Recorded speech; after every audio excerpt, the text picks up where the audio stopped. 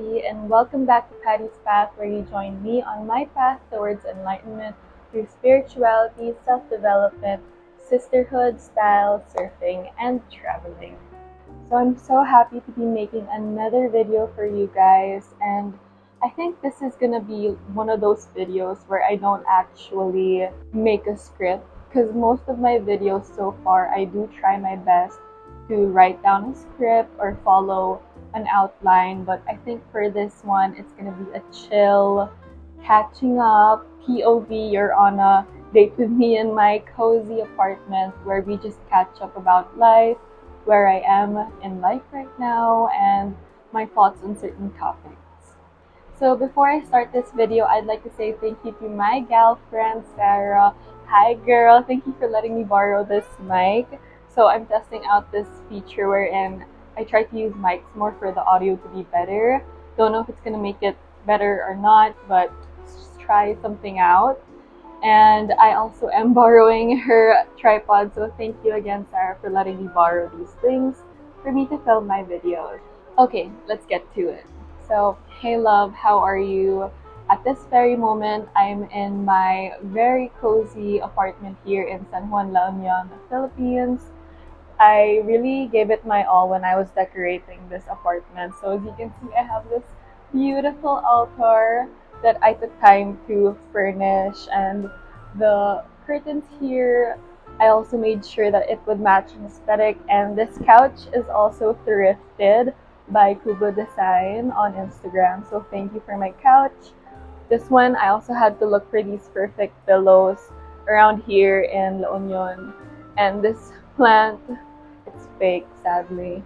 But yeah, so I'm in this very cozy apartment that I'm so proud to call home. And I'm so grateful to be able to sit down and catch up with you during this cozy weather. Actually, I was supposed to film this video at my nearby beach, wherein I have this cute little date with you by the beach, but since the outside conditions couldn't permit it, here we are, and I'm still so happy that we get to spend this time together. Alright, so as you can tell by the topics in the title, it's all about celibacy, singlehood, and my alone time. So I just put those three words on my phone for me to be guided when I talk about where I am in life right now when it comes to those three things. And so, celibacy.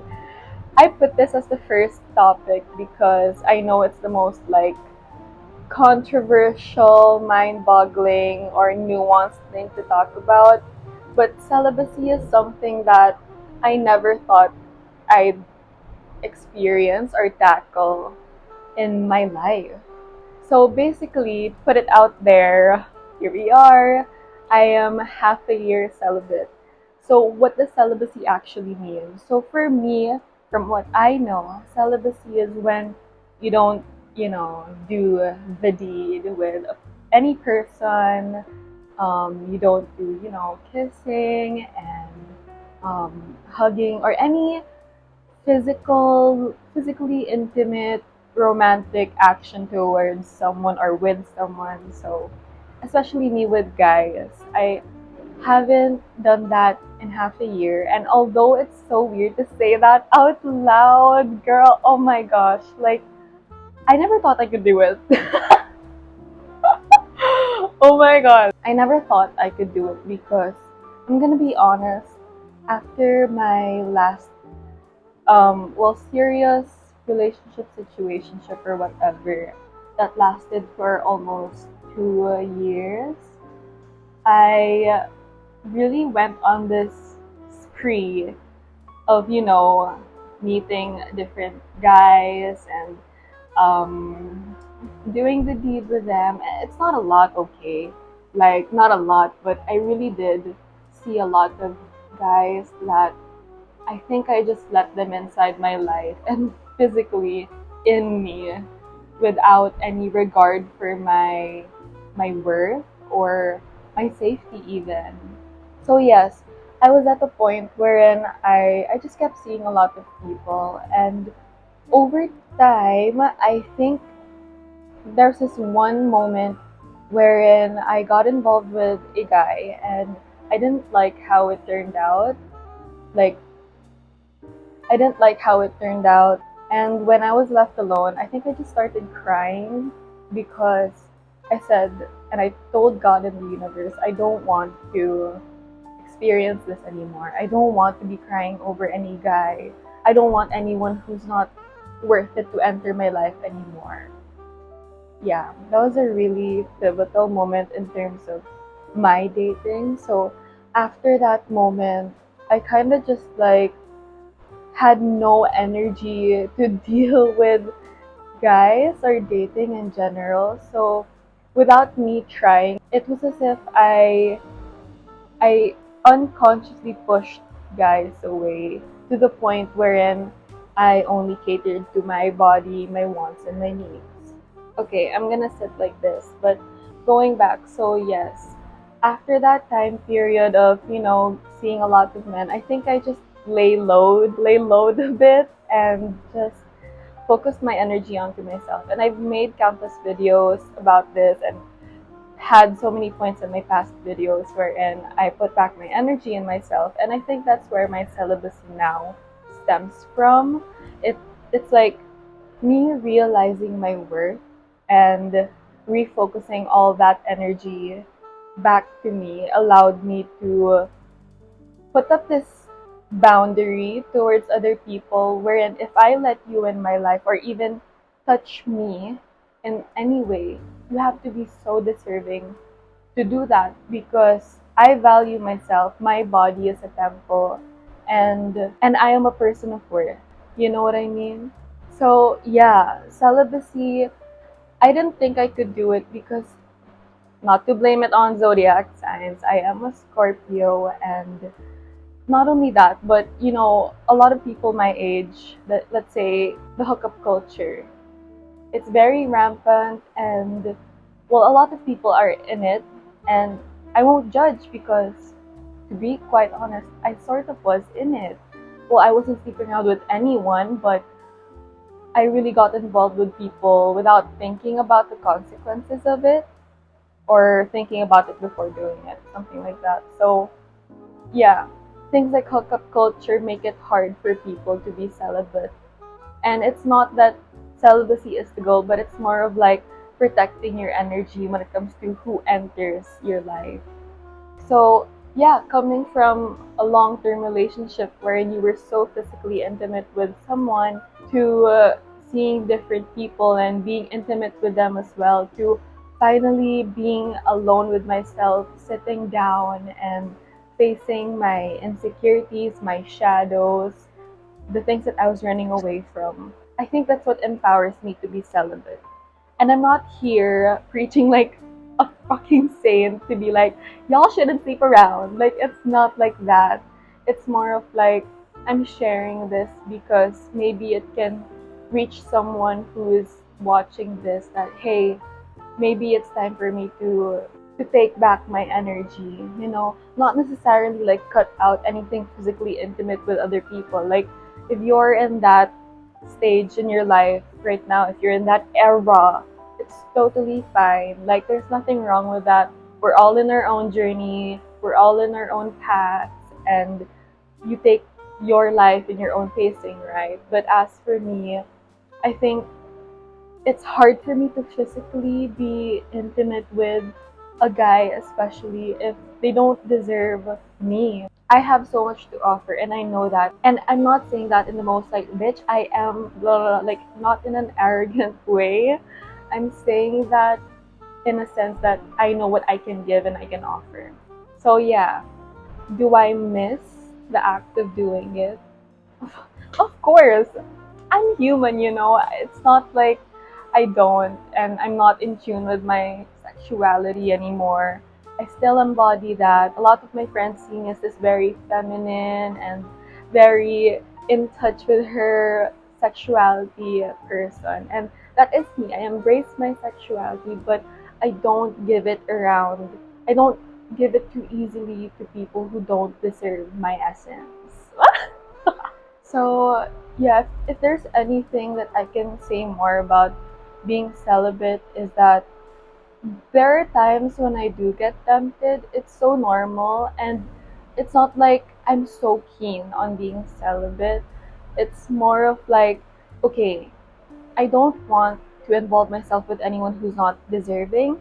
But if it happens, and it happens with someone who, let's say a man who is principled, who is a provider, who has a provider mindset, who is kind, is rich, and is just a good person, okay, if it happens with someone like that, then that's fine.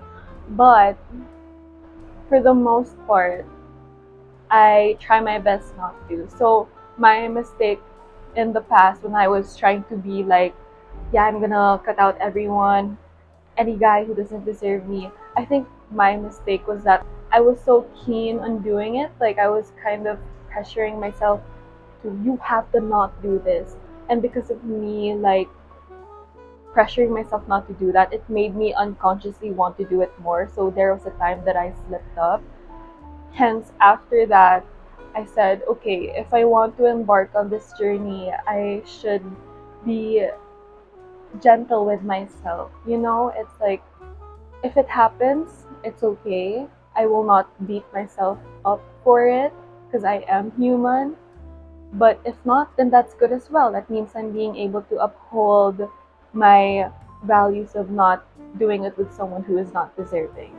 So that's where I am right now with celibacy, and it's not a goal of mine to uphold that for a long while, but what I know in my heart is my body is for my husband. Like, I saw this in a video, it's Alexis on YouTube. When I want to be with a high value man, which is something that I'm striving for, I have to keep in mind that my body is only for my husband or for my man's. Yeah, so I can keep rambling about this, and I'd want to know your thoughts as well on celibacy. Man, half a year. Whew, I didn't know I can do that, but here I am showing up for myself every day, and that's what counts, right? So, yeah, if you want, you can share your thoughts as well on the comment section about your journey with, celibacy if you are on one, or your thoughts on it. So, I'd like to hear your thoughts too. Okay, let's move on to the next topic. Okay, so I think it's a good transition to start with celibacy to singlehood. So, if you can't tell already, I'm single, and I'm honestly not sure if I want to mingle. Okay, so yes, I've been single for officially, well, since I broke it off with my last serious relationship, I'd say a year. So I am a year single since then. Oh my gosh, and it's been a whole journey. After I broke it off with that relationship, I know, as I said, I saw other men, I went on dates and whatnot, but yeah, after a while, it really did seem like it's not giving anymore. Like, it really wasn't for me. So after that, I kind of just spent so much time alone. And for the first few months, there really was a withdrawal portion to it. It was like you were having withdrawal symptoms to a drug, which is not funny. But yeah, it's like if you were so used to doing something, there would be times when you'd really wanna crave it again. But yeah, so as I was saying, for the first few months, it was as if I was in withdrawal mode because I had a hard time adjusting to like life being on single mode again. Like, you know how if you're in a relationship, you would get used to good morning texts or talking to someone at night or doing physical things with your partner. So I had to kind of reframe and reprogram my mind again that no, like, you want to be on your own, you want to focus on yourself, take back your energy, then you have to sit by yourself. And honestly, there would be nights when I think I'd cry, especially let's say when I'm watching a really sad rom com or whatever, like a movie that would make you cry about relationships. Like, it makes me miss it. But yes, I acknowledge that I miss it, but I won't super crave it that I'll strive for it again, or that I'll get back to that toxic cycle of going on relationships and situationships again and again, getting hurt in the end and looking for another replacement. Like, I don't want to do that. So it really took discipline there. So it took discipline to really sit down by myself and learn to enjoy my own company. Like, shit, did I really forget that I am my own true love? In this journey of singlehood, I was able to reclaim my energy and realize how full of life I am. Like, damn, I really have all these interests and all these parts of me that are so magnificent. Like, hello, I have so many work like that I do. Like, I have online work. I have a small business with my sister. I surf. I like to travel. I I am into self-development, and now I'm getting into content creation. And I'm also, well, some of them I want to keep to myself, but I have so many ventures that are so amazing, and how dare I forget that I am my true love. And if you were to remember something from our date right now, it would be to remember that you are your true love. Whether you're in a relationship or not, at the end of the day, you are with yourself.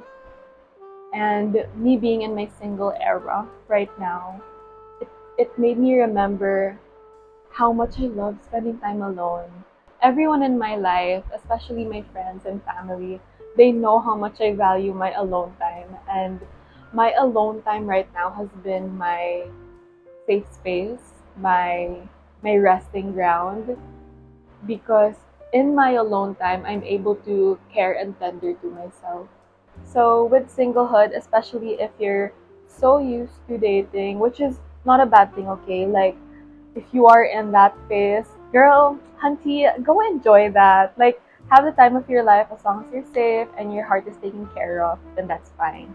But yes, for those who are in their single era, it really comes down to how you spend your time alone. And I think this is a good way to transition to the next and last topic, which is alone time. So, as I mentioned a while ago, most of my friends know how much I value my alone time. And my alone time could either be spent, well, let's say having a self care night, grooming my hair, doing a body scrub, putting on some lotion, and watching a really good movie.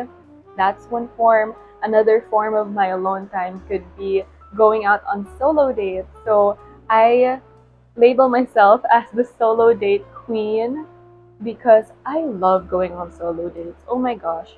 Solo dates have been my lifesaver or my main form of entertainment for this past year of being single. Because, oh, girl, I swear, if I were in a relationship and I was planning all those dates back then and they were all so interesting, imagine the dates that I could do by myself. Yeah, so during these solo dates, I would go to a cinema all by myself. I will literally sit down, get my popcorn, and eat alone in a cinema. Even if I'm surrounded by couples, that's cute. I love it for them. But I will sit down on my own and enjoy the movie. Oh my gosh, just talking about it makes me feel so happy. And yeah, so during my solo dates, I could also, let's say, go to a cafe and do my own work or just read or journal. So that's a good solo date. And there are many other ways to solo date. I want to hear your thoughts about solo dating too. If you have any tips or suggestions on how to spend your alone time through solo dates, leave them down. I want to hear your thoughts too. But my favorite form of solo dating is solo travel. Like, oh my god. Solo traveling is something that I've gotten into in the past year, especially last year, last August, when I had my first solo trip. Oh my gosh, my first solo trip, I went to Siargao. Siargao! I went to Siargao alone. So it was such a mind-opening, tama ba yun? Mind-opening experience because I had myself to rely on. So let's say buying your own ticket and getting your own bag and booking your own transient or place to stay at, accommodations, and paying for your own meals. Oh my gosh, it was so amazing. Like the whole trip, the whole day, each day had to be planned out by me. For some, that may sound so daunting and scary, but when you try to step out of your comfort zone, which is what I did, oh my gosh, it really was life changing. And I think Siargao was such a perfect place to do that solo date. I met so many amazing people that I never would have met if I never went on this singlehood era solo dating and solo traveling trip to Siargao. So I met so many people and it was amazing. I learned how to enjoy my own company, to fill my time up with amazing activities and whatnot. So all these solo date modes, they're all there to keep me entertained in my single era. And it's not just entertainment, hunty. It's not just entertainment love. It's more of like how I keep myself entertained and elevated as well. It's like I do all these things, let's say going out on my own, staying at home in my cozy apartment to read a book, or solo traveling. Yes, they entertain me, but they also elevate me in a way that I gain more knowledge, whether it be through learning about people's culture while traveling, or adding to my knowledge by reading a book on my own. So, those things, it just helps me become a better person. And I think that's what matters in this lifetime, right? That we all strive to be a better person. So, yeah, that's how I've been in my single era and how I've been spending my alone time. And if I were to be asked, well, how do I feel about it at this very moment? Honestly, I feel very grateful that I'm able to do this by myself, with myself. I'm grateful that I have all the resources that I need to do all the things that I want on my own. I'm so, so grateful that I have a family who supports this era that I'm in. And I have a supportive friend circle, and especially women's circle, that surrounds me. And I think I want to expound a little bit more on the family and your friend circle before we wrap this video. So, in my single era, I have learned to, as I said, sit down with the things that I've been running away from. And one of the things that I've been running away from, which is why I got into all these toxic relationships with men, was my family issues. I won't dive into the specifics of my family issues, but my family and I have gone through so much in the past year. We all have our own issues, and each one of us, I'd say we have a very we all have loud personalities, and we're all very powerful. And that's a good family dynamic, but there's so much loudness and power that sometimes our personalities collide. So it was during the pandemic that we had so much issues that I turned to other men, like seeing other men, to run away from my problems with my family. But then fast forward to now, wherein I kind of just like focused on myself, I was able to heal through the family trauma, the family issues. It really took so much alone time for me to sit down and just pour onto my cup so I could pour that love back to my family. So it was something I didn't imagine I could do because our family had gone through so much. But me being in this single era allowed me to love them again because I have so much love for myself right now. That's why I was able to give it back to my family. And I'd say now, my family and I are still healing through things, but we have gone through so much and have come to a point wherein I could honestly say I love my family so much. I love my mom. I love my dad. I love my sister. I love my dogs. I love my family so much for everything that they are. All their good traits and their imperfections. I love them so much. So there. And the other topic that I mentioned a while ago is your friends, or especially as a woman, my sisterhood, or my women's circle. So I made one video, which is when I threw a retreat for my girlfriends. I love them so much. Being in my single era, I have clung to women to fill that gap of love which I was seeking from men. Do you understand? So surrounding myself with people, especially women, who have the same principles as being into self-development, being into starting your own business, being a successful person as an entrepreneur, someone who is, or people who are spiritual, um, people who are like me basically, who are into this spiritual path or self-development path. So in the past year, I've also tried to surround myself with people who are like that. And I must say that when you're in your single era, finding your women's circle or your own group of people that will uplift you, empower you, and help you become your highest version will be your power. Yes, that will be your power, love. As in, I can't explain how much I love my sisters so much because they've helped me remember my worth as well. And they've given me the love that I kept seeking in the wrong places. Oh my gosh. I like to say that I'm a girl's girl, but it's not so much as like bragging, like, I'm a girl's girl. And, I'm not that. But it's more of like, I want to be a woman who uplifts other women because I know how much value each woman holds. Pak! Ganon!